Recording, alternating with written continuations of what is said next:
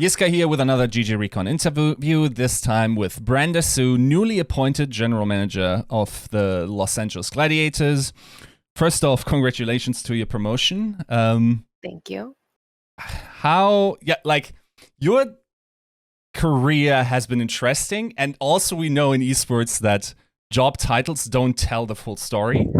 So even doing research, I think it's really hard to say what you actually did throughout your career in esports in the last couple of years. What I could gather is that you went through 3 different Overwatch League franchises, then also dabbled a little bit in the CDL last season for the Guerrillas. Jesus Christ. Guerrillas. Yeah, that's an interesting one because it's usually pronounced differently in German. But how are you? Yeah, how did you get here? What's your journey? Great. I guess starting from the beginning, I've always been my background in just work experience in general has always been in management, but across a wide variety of industries. So I've done anything from operations in a warehouse to managing salons and stylists and the customer experience. So coming into esports with Seoul Dynasty, I took a position because I played video games growing up. That's a huge part of where my life and my social life growing up was at. So I thought it was really interesting to see esports and Overwatch in particular was really appealing to me. Went to Burbank Arena. I grew up in Southern California. It was in the backyard. And after seeing the event in person was when I was like, this is really cool. This is something that I see a lot of different challenges from the outside looking in, and I have no idea about how they work on the back end. So I was lucky enough to get a position with Seoul Dynasty, kind of a really short-term internship to see, is this something I'd be interested in? Started there, and really interesting experience because probably wasn't qualified for the job at all, right? Full Korean team, wasn't really involved on the competitive side, spent my day-to-day with the team, but it was looking at just everything on the back end, how everything's functioning, from the housing, the staffing. At the time we're KSV, we're not even Genji, and it's really lean staff, siloed from there's no bigger parent company. The office in LA doesn't exist at the time, and it's literally, how are we making everything work? So I thought that was really cool, really exciting. Love the challenges. I think I saw a lot from the competitive team from the outside looking in. It was interesting, a lot of takeaways, but ultimately I felt like this wasn't the best fit for me. I've always been someone that looks at, in my line of work, I want things run as smooth and as efficiently as possible. And with the Dynasty, I think there was a very obvious thing of I wasn't the best person in the job due to language or to any other thing. The organization, I didn't know if in 2 years, this is season 1, so in 2 years, do I want to move to Korea? Is this the right fit?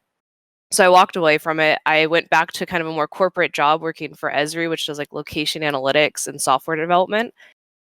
Worked there for a little bit, and I had a random phone call when the expansion teams came into the league from my previous employer saying, we weren't the right fit, but this team might be for you. I know you always looked at the challenges that were faced, and you always had creative solutions, and this sounds like it's in alignment with the things that you wanted to do. And that's how I got introduced to the Guangzhou Charge and Eddie. And Ethan, who was the general manager.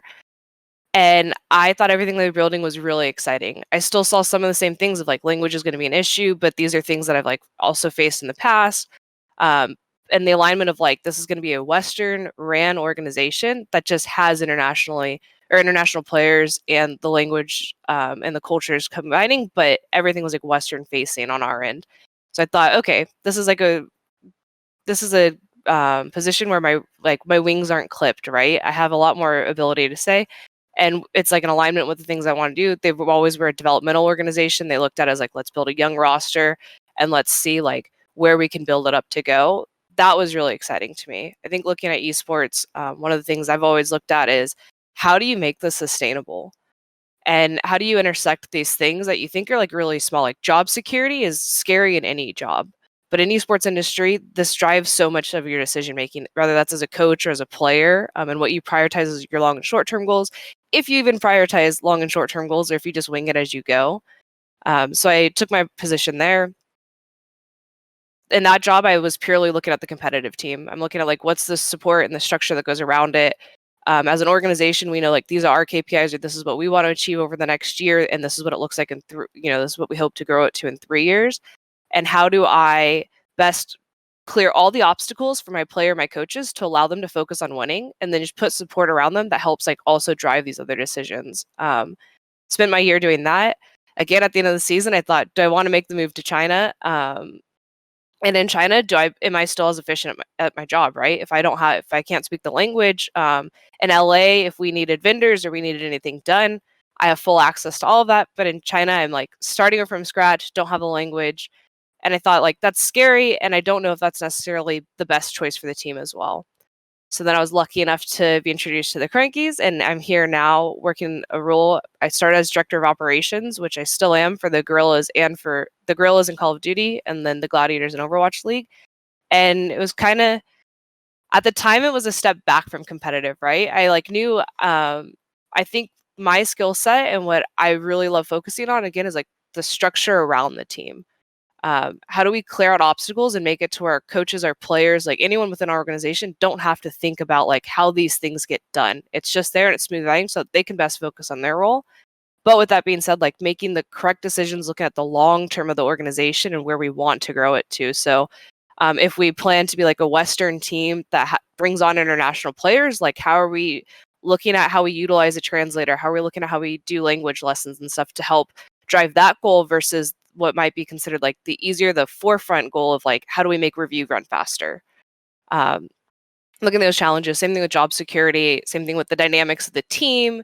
I think every year, every team faces like, especially depending on how your season results go, like is there a reset button? Do we want to hit the reset button? I've always leaned on that you don't. Anytime you have to like consistently hit reset buttons, whether that's your players, your staff, or anything in general, the turnovers, there's a lot of cons to the turnover, right? And then with that, you're like consistently pivoting to what's the right direction to move in. And especially in Overwatch League, there's no roadmap for how to do it perfectly. We're still sorting that through.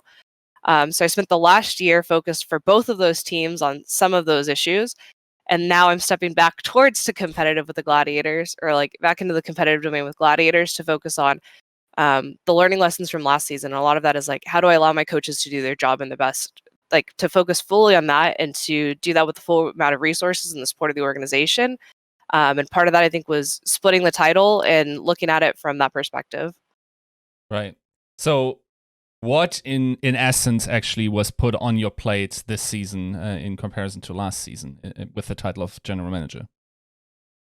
So from 2019, I was always a backseat driver in the decision makings for the team. I felt like competitive side, hierarchy and like chain of command structures are really important to me, but we also found that leads to some interesting challenges down the road, right? I think having a head coach and a general manager, there's a reason those should be split into two positions, because the general manager should be looking at the organizational goals and benefits. The head coach should be focused on winning.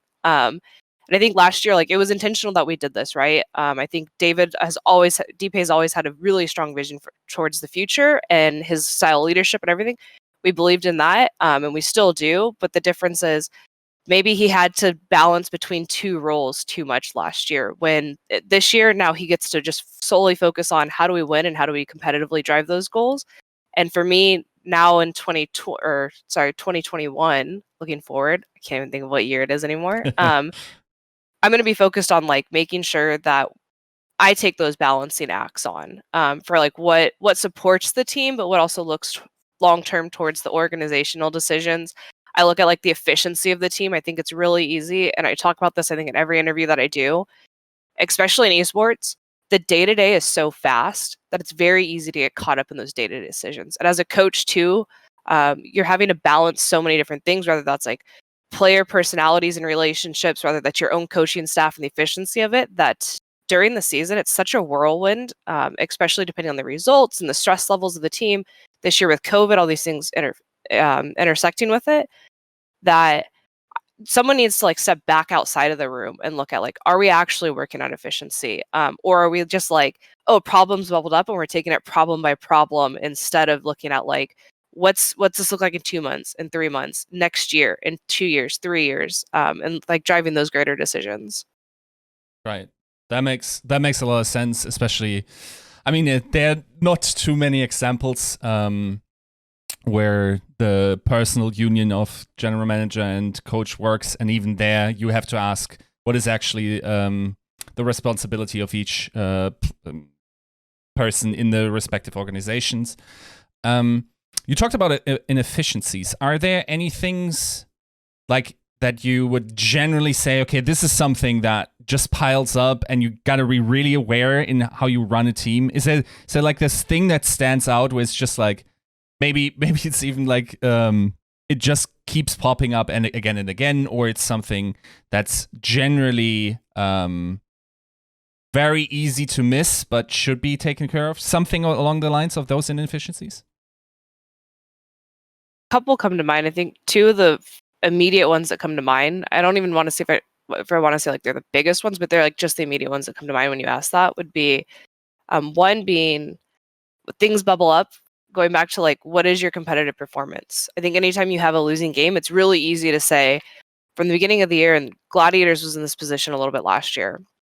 We knew we came in the transition from management and the greater organizational side of it, taking on Call of Duty. The staffing looked very different. We looked at the roster at the beginning of the year and we said, like, we know we're late to the game and roster movements and everything, right? We've had to like settle the management transition. We're doing all these things. We're late to the game in that aspect, which puts you in a lot of really quick deadlines and like forced decision making. And we looked at that and thought, like, it's realistic to say, like, if this is a middle of the pack team next year, we're happy.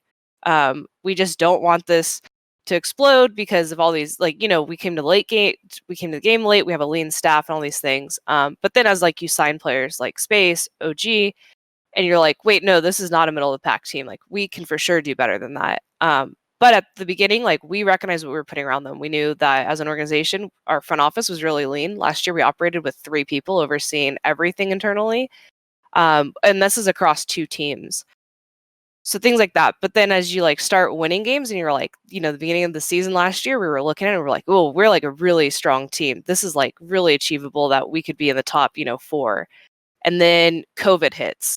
And then, all these things start changing the team environment from, we were like built to be a team on the road and to have like really strong leadership. And we had like a team house to build like this very specific culture we wanted. COVID kind of stripped all of those away, right?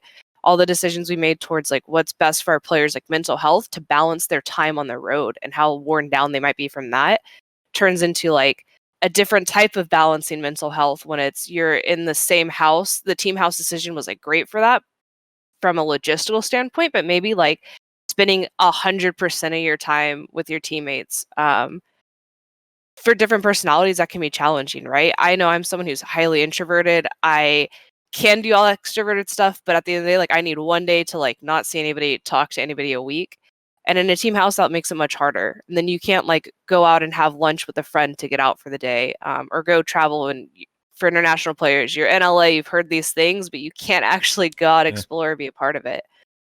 So small things like that bubble up. But for maybe in a coaching or like a player standpoint, you're not paying attention to any of those external factors, right? You might think about it, but you're not thinking about the impact of it. You're just thinking about, how did we win and how did we lose? Is because we didn't spend enough time as players. And that like seems like an immediate answer. But then you look at it and you're like, well, we did spend a lot of time together as players, but was it what type of time we were spending together, like the quality of that, or what we were discussing in those moments? Another one would be language is always, I think, one of those ones that bubbles up. Efficiency from a coach and a player standpoint might mean that if you have split staff, let's say you have Korean support staff, you might split time efficiency as saying those coaches and those staff should work with your Korean players because it's the most efficient and effective way to do it. In review, like, let's translate every single thing. We don't want any misunderstandings. All these decisions make sense. They're right decisions. But when you kind of step back, you think, if the goal is to always keep like this divide between this language structure, that's kind of what ends up happening at the end of the day, versus what's the right amount of time to say specific things need to be translated all the way through for clarity. But in general, when we talk about the game itself is like a different, like, it's not English, it's not Korean, it's the game language, and it's that. Where do we skip translations so that it helps us practice languages, right? For our Korean players, like, the more you listen and you're part of the conversation in that aspect, the quicker it is to pick up. If we're always like translating every single thing, you don't ever have to go out of the comfort zone. So there's always like a weird balance, because You don't want to not give them the resources. I think it's really important for them to feel comfortable and confident and to have that support. But then also, like, from an efficiency, there's times when we're going to slow down and we're going to have to replay the conversation 3 different times, because the first time we like wanted to do it fully in English. The second time we're breaking translation. And then like the third time is like, wait, we're still realizing like there's problems. I think that's okay, because ultimately you want the challenge to be a part of the process as well. Right. So, interestingly, last season, Dpei stated that he wanted to move towards, and I'm not sure if that was mostly language or also just like in the majority of what the roster consisted of, but an Anglophone roster, so English speaking in some sense, of course, with a couple of Korean players in there. And also, I think you guys didn't have a Korean coach during that time then. Now you've picked up one. So is the direction changing for you guys at all? I think the direction's still the same. Or like, I know the direction's still the same. It's just how do we look at like what it meant to hit that objective?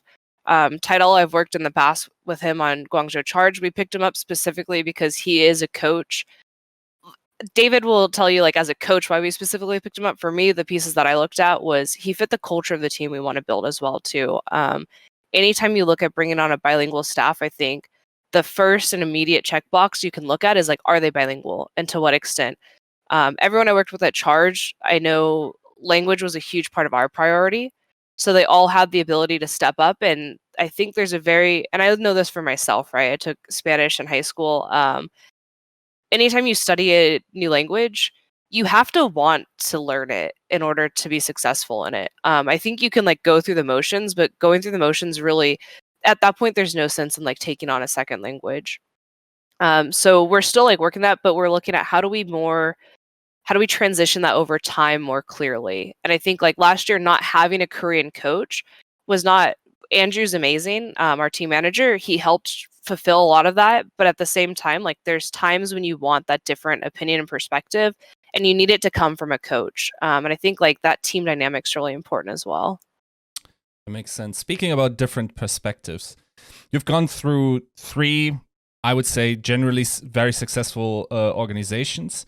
Is there anything like, are there differences in how these teams are run and that you could talk about?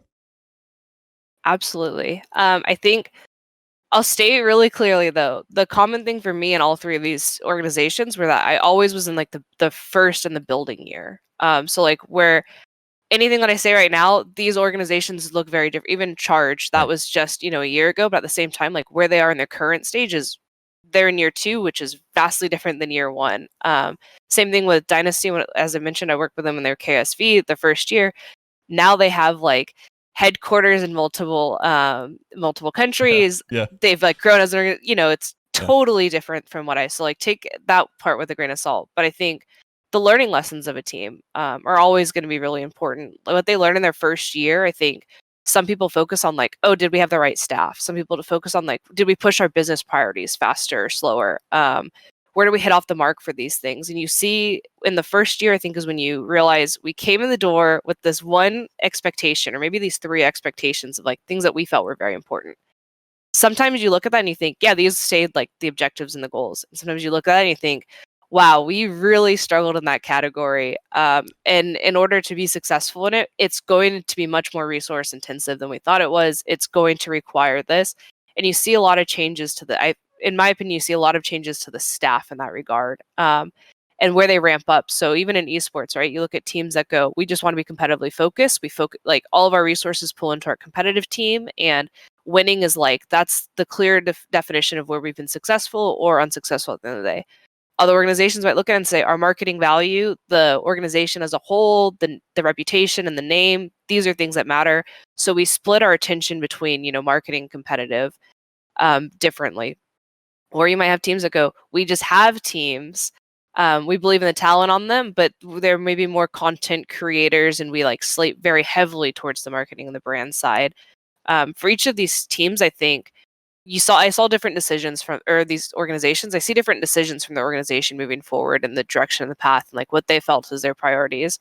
And I think that's great. And it allows in esports, I think like one of the cool things is that you get to join a team and there's not even the bigger orgs, I think like there's still so little separation between these aspects of the business, right? You can be someone who is a team manager and you're spending a lot of time with the marketing team and like high levels of that marketing team to understand like the vision towards that. You're sitting really close to the business stuff, so you have the ability to see all these different perspectives. And I think in these beginning phases, like that's where I had a true advantage, was being able to see that perspective from all different avenues. Like what were the things that our marketing team struggled with? What were the things that our business side struggled with? Competitive, and how do these like relate to the competitive team? Because I think it's really easy to say like, oh, competitively we just spend all our time in practice or doing that, and there's like anything outside of that is just taking away from our time. And I think there's a really creative way to look at these and say they all lend to the same outcome. When we talk about like a player's value, the benefit of like your roster player movements and stuff, like if you have a player and they could be an absolute all-star, but if they sit on your bench and you've always said like their time needs to be spent in the competitive thing, they didn't have any marketing content, they didn't have like any forward facing or outward, it's hard to move that player, right? Because just nobody even knows who they are. And I think that's something that I think about a lot. It's like, where do we split boundaries and say these things are in conflict with one another, when really it's like, no, how do we make this a best solution for both parties? Right. Towards the beginning, you said something that that the teams changed very much in from like year 1 to year 2. Now, last year you guys came very late to the party, like had a bit of a change in upper management there. So it's kind of like your year 2 now. How are you guys going to change? I think so. In year 1, we purposely kept it lean, and I say this because if you look across the organization as a whole, I think this is like very evident. David was both the head coach and the general manager, and a lot of that decision making was because, like I said, we believed in his vision and we felt he was the best fit for it. So if you believe in that, where do you split hairs between like, should he do that as a general manager? Should he do that as a head coach? We saw he had strengths on both sides, and we didn't want to forcibly like insert a secondary voice of authority into it that could pull away from that, if that makes sense. We wanted to make sure like there's alignment. So the best way to have alignment was to make sure that like that decision was there first. From the organization, like the staff and the front office side, we contracted the work that needed to be done. You see that with our marketing team, but at the same time, our front office staff was three people throughout the majority of the season. It would have been, it's not because our org doesn't have the resources or because we don't have the care to. We look at it and we thought early on, like, does it make sense to open up the door and hire in like 20 people right now when we don't know what we need? We like know what other orgs are doing for like how they structure their competitive staff. We know what they structure for like their office support, their business side partnerships and everything for marketing. We like see what other teams do, but is that what we want to do? Or like maybe we hire in, a really lean marketing staff and we really vamp up the business side of our business. And then we realize like, oh, our money would have been better in reverse, right? And especially with COVID too, I think we're like grateful for this decision, because it would have been terrible to have done all of this and then realized like our priorities have shifted, and you never want to like let good people go in aspect, right? So that's something I think that very much changed from last year coming into this year. As we look at it, we said, we know what we want. We know where there's gaps. It's not like guesswork and we're hiring people in. We're like very intentionally hiring in specific people for specific roles. And myself taking over the general manager title is very specific reason. And that's because like what I did in the last year was support the teams and remove obstacles for our coaches. I want a general manager who does that same thing for the team. And every time we talked about it and we like discuss what the next steps forward were for Gladiators, like the conclusion was ultimately the same, was we still believe in the leadership. I don't want to hire in someone that takes voice or authority away from David in the areas that he excels in. Instead, I want to look at it and say, how do I clear his bandwidth so that he can focus on those things? How can he focus on being a really strong head coach, a really strong leader? How can he focus on building the competitive, like the roster decisions of that? While I can do the things to best support and assist that. Right. Have you guys located specific issues other than being late to this last season that you want to improve on? Yeah, I think I'm a highly critical person in general, so I could give you lists for days. Whether they're small or big things might be a different story, but I think some things that are top of my mind is we went with what were the best decisions for the time and what we felt was the right choice moving forward. So like a team house is a really great example of this. We looked at the roster last year and we said, these guys are going to be on the road. This is a brand new team. We only have, we had Shaz and Goose from the existing Gladiators roster. David and Faustus from the coaching side were the only like pieces that transitioned with us into last year's roster. This is a new team. How do we like bring them together quickly? How do we like take a timeline that should, in a reasonable situation, should be like a full year? How do we do that in a month so that these guys can hit the road and be there? Team house was really important to that. And again, going through COVID, that like made it to where it was actually ultimately probably still the right and the best decision. Being able to transform a team house into like a secondary office where they could safely work and put health as a priority was really important. But we also like didn't have a backup plan for it. What if that had been like terrible? What if we had player conflicts or like anything like that? What if like our guys were highly extroverted and didn't want to spend all their time within the same house with one another? For our situation, it turned out good. But I look at it and think like, was that future proof? Probably not. So like for next year, we're changing how we look at that. We're changing the office. We want to make sure we learned that having that space for the guys to come together is really important, and not just for like Overwatch League, for Call of Duty, for our staff. We've always been an organization that says like we would rather do things in person.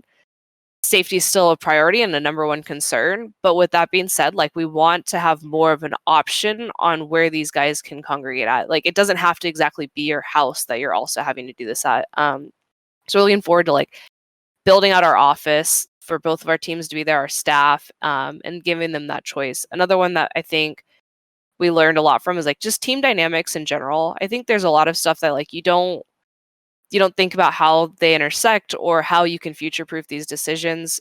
For this year, COVID's impacted another thing, which was like for our international players, it's not just that like you were stuck in the United States for the full year. There's also things that were outside of our control that went along with that too, like the league schedule. They had to be as fluid and keep up with those changes, but that also meant like you went from 2 seasons of having like a very specific break mid-season that you knew for the length of time. And like I think anytime you're in a new environment too, you kind of always mentally go like, I just have to make it to this date, right? I just 2 more months, 1 more month, and then I get to go home, and like that home feels like fresh air. Imagine spending a full season with that thought. I don't know when that date is. I just want to go home. Is it going to be after playoffs? Is it going to be, you're like hoping for it to be sooner? It's not.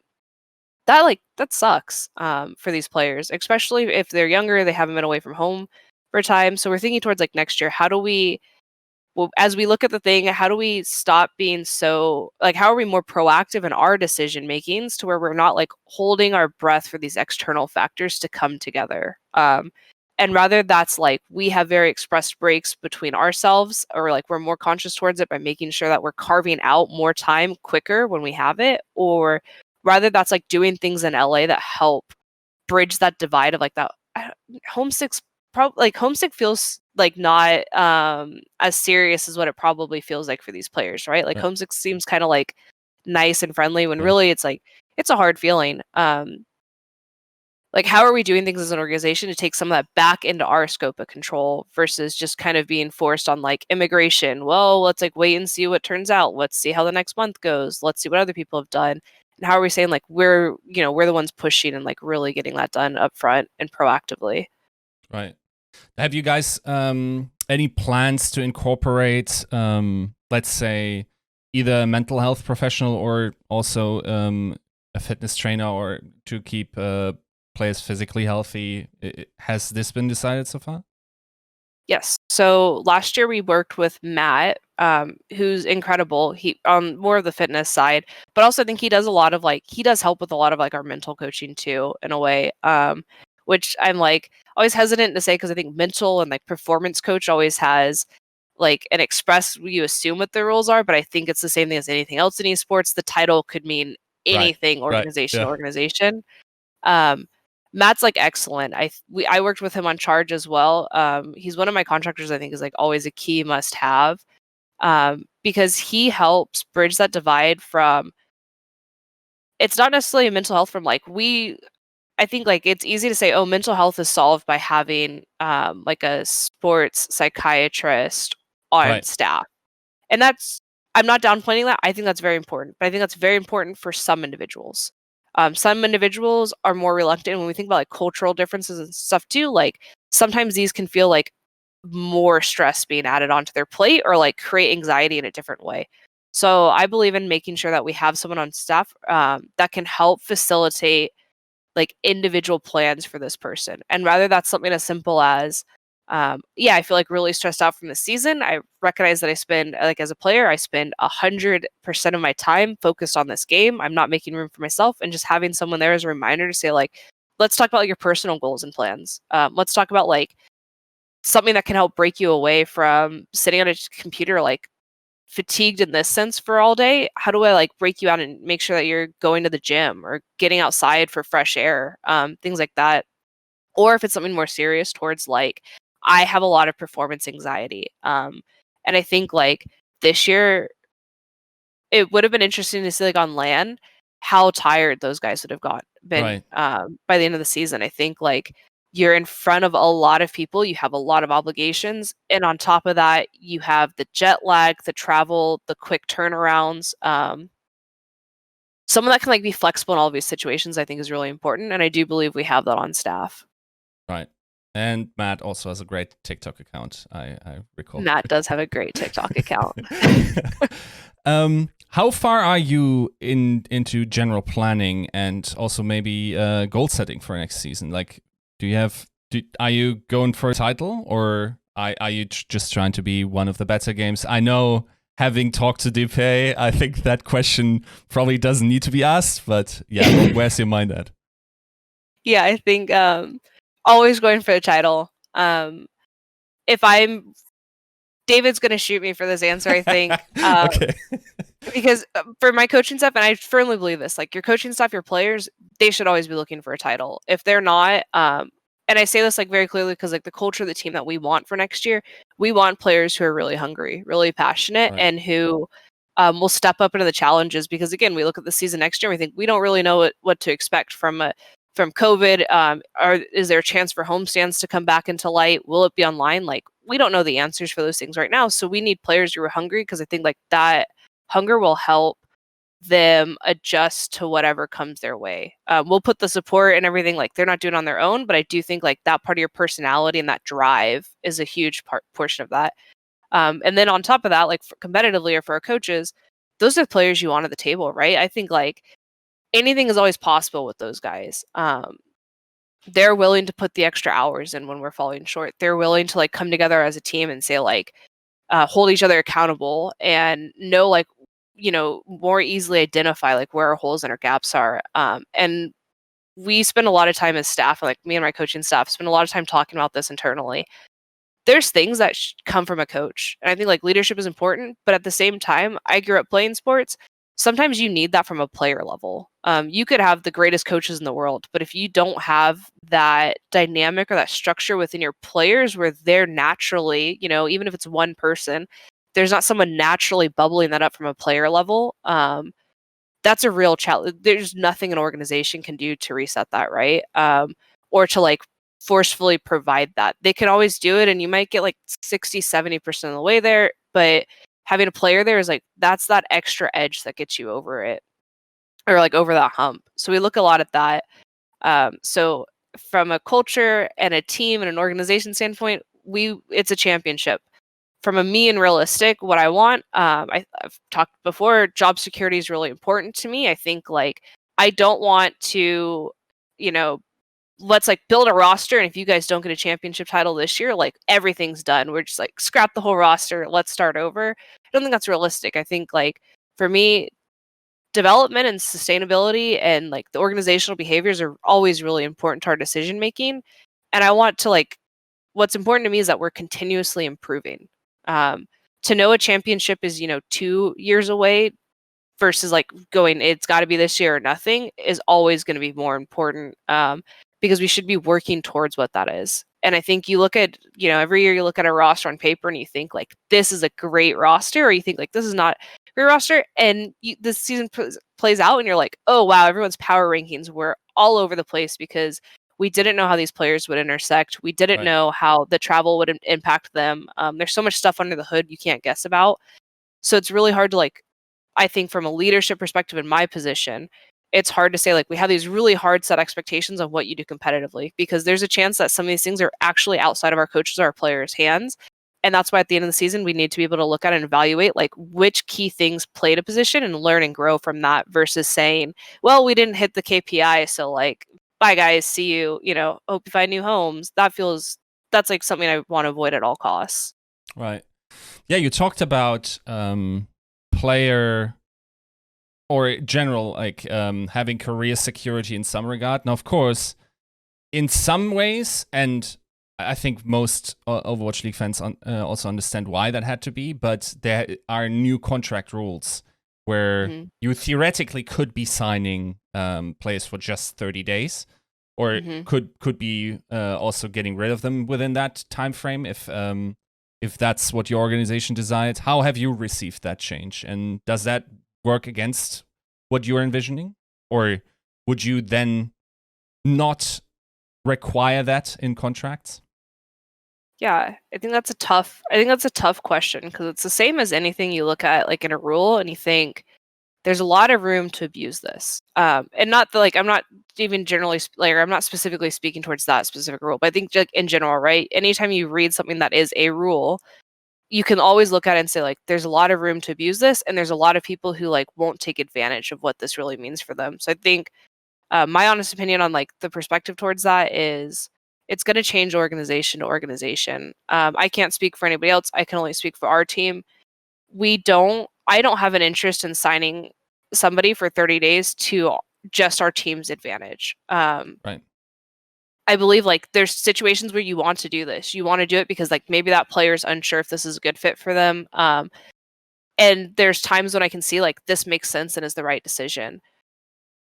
But in general, I think again, I lean away from that because I always look more longer term towards the development of that. And the only time I would make that decision is probably if it were like them trying to test the waters and us testing the waters and like wanting to come towards a good outcome. Because I think like in general, our organization has always had a really strong reputation for we're not here to like, hold our players hostage for the duration of anything. We've always said like that could be disruptive to the team in other ways, right?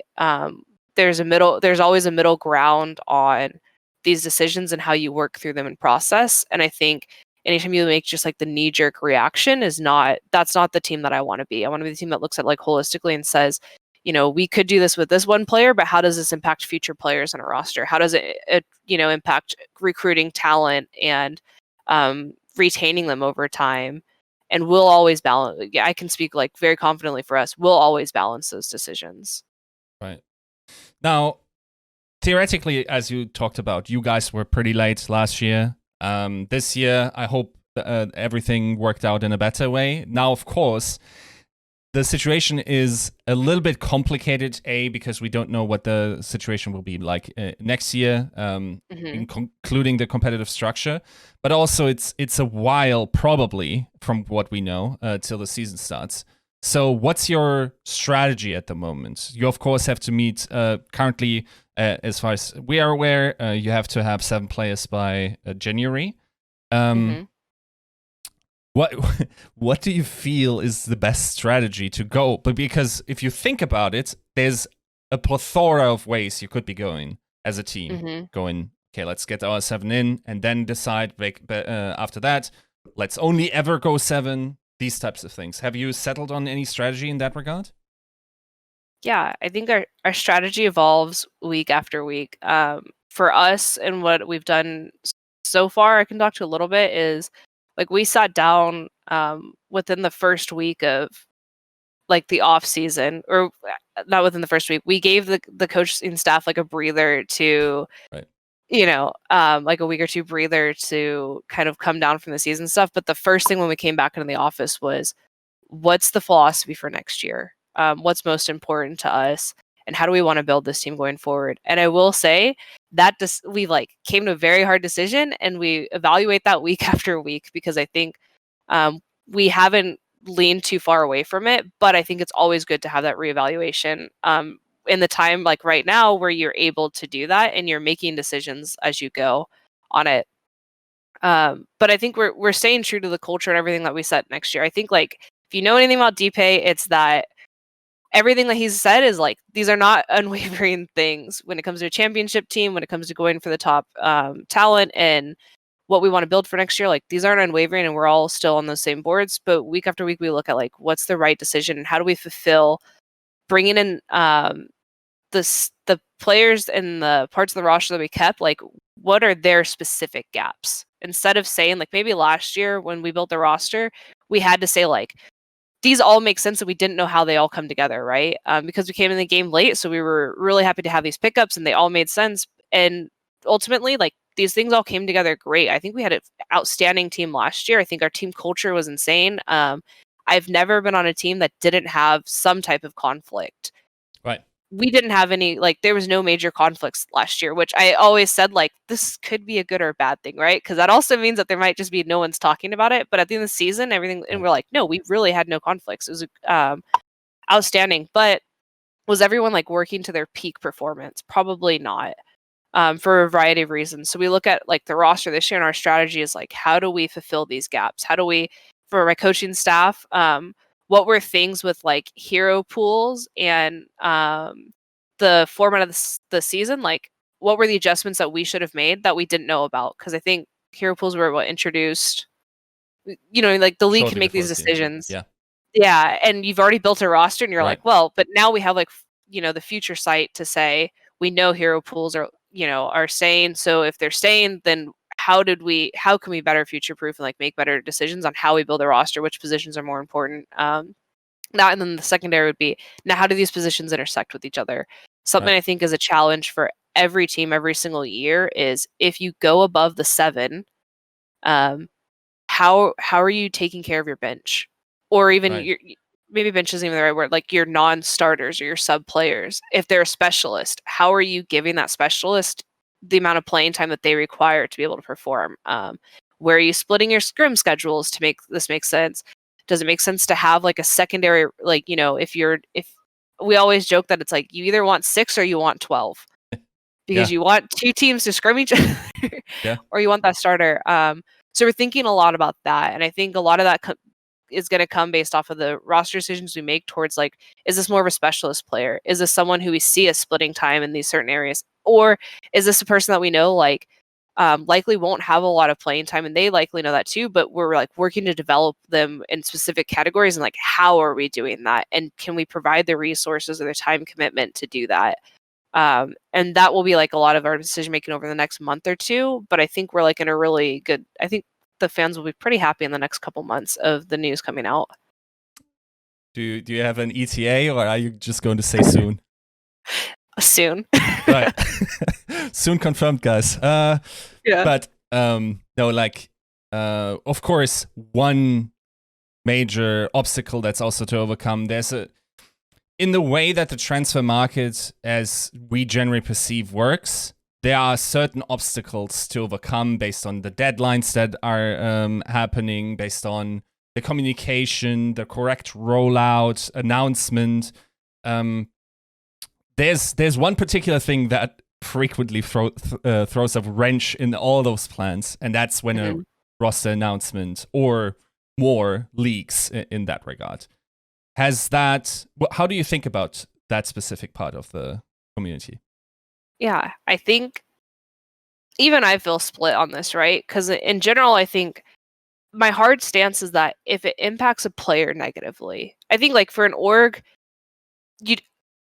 my boss might, be mad at me for saying this, but like if it impacts the org, like that's just part of the job and the role. But where it's not is like when it impacts a player negatively. If there's times when like a leak occurs that actually cause someone to walk back that contract, or they, for whatever reason, it ends up impacting that player specifically.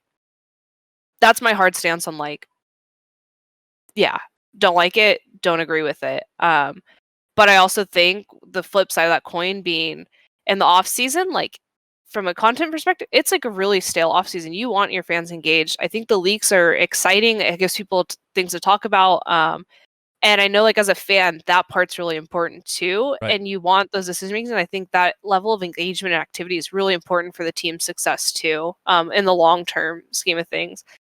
I just always say I hope, like, the people that are reporting or providing the leaks, like, I would love to say that I hope they do it with their best judgment, and that if they have a holistic view of the situation and they're making the right calls, but if they have a very fraction, like if they have a really small view of what it is and they don't know what the external factors are, or they haven't weighed out like what the repercussions of it may or may not be, then I think that, like, it's pretty selfish. But in general, I think, yeah, it's just a hard answer. It's case by case on when it impacts people, right?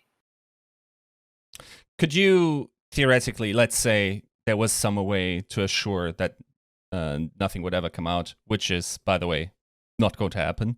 But Yeah.